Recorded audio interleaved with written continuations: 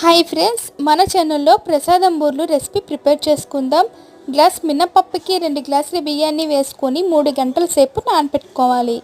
Mixie జార్లోకి వేసుకొని నీళ్ళు తక్కువ వేసుకొని ఇలా రుబ్బుకొని సాల్ట్ వేసుకొని కలుపుకోవాలి. ప్యాన్లోకి స్పూన్ నెయ్యి వేసుకొని కప్పు గోధుమ రవ్వని వేసుకోవాలి. రవ్వను వేపుకోవాలి. కప్పు రవ్వకి 2 కప్పుల వాటర్ కరెక్ట్గా సరిపోతుంది. నీళ్ళు మరిగాక రవ్వని వేసుకొని కంటిన్యూస్గా కలుపుకోవాలి.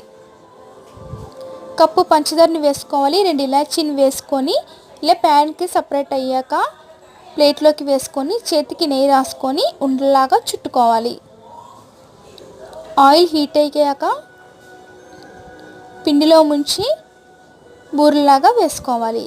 అంతే, ఎంతో సింపుల్గా వేడివేడిగా ప్రసాదం బూరెలు రెడీ అయిపోయాయి. వీటిని నూక బూరెలు అని కూడా అంటారు. Thank you for watching.